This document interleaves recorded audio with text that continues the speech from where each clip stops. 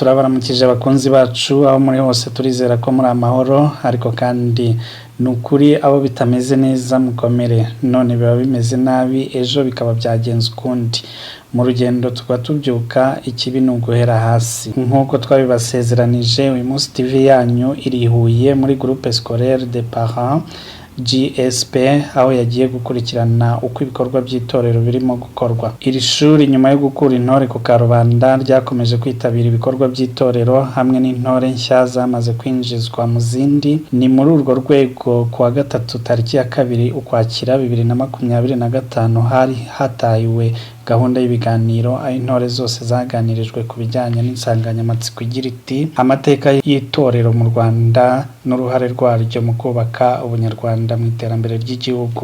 Umuyobozi muri iri shuri Madame Mukayiranga Donatille arashimira cyane nyakubahwa Perezida wa Repubulika Paul Kagame wazahuye itorero muri 2007 ubwo ryari rimaze imyaka n'imyaniko abakoroni bararikuyeho rigasimbuzwa ibijyanye n'inyigisho zabo zihuye n'ibyo babaga bashaka. Yakomeje agira ati ubu intore zirakurikirana inyigisho zihuye n'indangagaciro nyarwanda zijyanye n'umucuranga igihugu bitewe n'aho abanyarwanda bifuza kugera. Twabibutsa ko Groupe Scolaire des Parents GSP ari ishuri ryigenga ryatangiye imirimo yaryo mu 1975 ryitwa Cefotec Centre de Formation Technique rikaba rikorera kwitaba mu mujyi wa Huye. Iri shuri ryashinzwe na APEF Association des Parents pour l'Éducation et la Formation.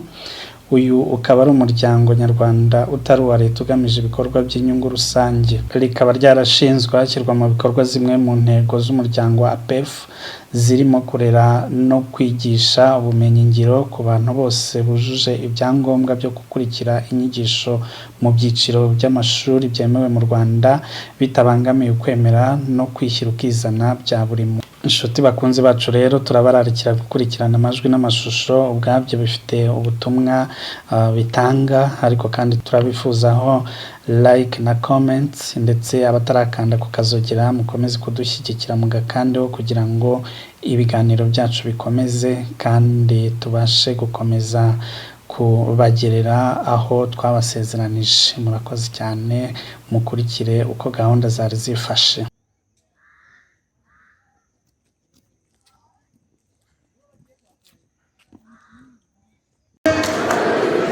Intore ntiganya, intore ntiganya,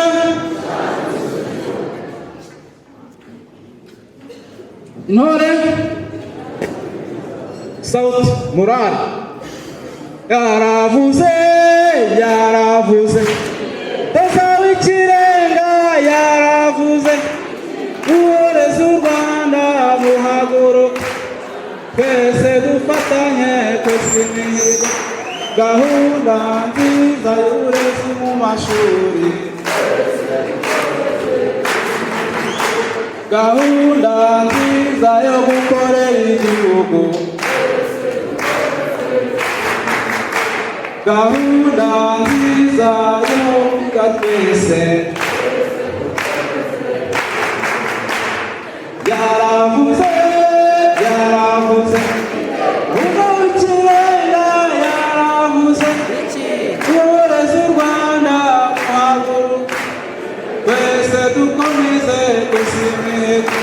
gahunda nziza tsinda twese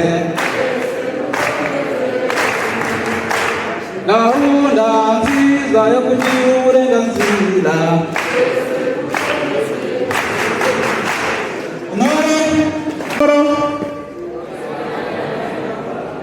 ubworoherane ubumwe n'ubwiyunge tugire ubukire tubukoreye dufatanyije twese hamwe kandi vuba.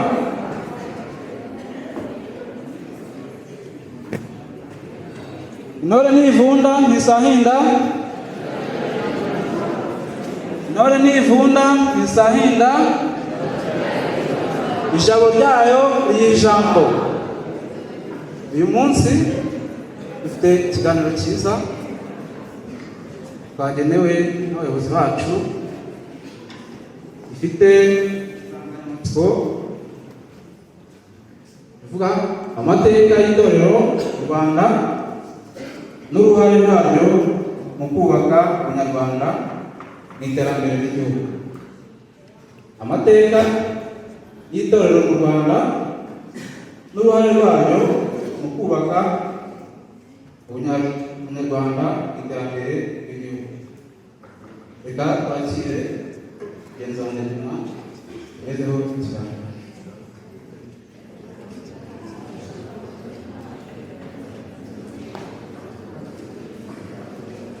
Nubwo yagiye kabone nubwo yaba afite ijisho rimwe, ibyo barabyigishwaga abasore, none ugasanga hakaba imvugo ivuga ngo nuko zubakwamo bitari, ariko kubera icyo kintu cyashoboka kuba ari ikintu cy'ingenzi, umugabo yaragitojwe neza, abizi neza uko bigenda, umugore akaba mu rugo atuje atimaje, akakubona afite amatungo, afite amasambu anahinga, sibyo? Ibyo nabyo barabyigishwaga. Birashoboka ko uyu munsi ibyo bintu byabitagiye, kandi noneho amatsiko no kumenya ibintu bishaka byo bigira uruhare mu isenyuka ry'ingo nyinshi. Ndacyavuga ku bya kera kugira ngo mugire igitekerezo cy'itorero rya mbere y'umwaka w'abazungu ndetse na mbere ya Jenoside yakorewe Abatutsi n'itorero dufite uyu munsi nihuta cyane. Nk'uko abasore bigishwaga ibyo, nuko n'abakobwa nabo bigishwaga ibyo ngibyo. Avuga ngo umukobwa wujuje ibisabwa agomba kuba ameze atya. Muri rwa rubohero iyo wahingukaga y'umuhungu, amatsiko ntataba.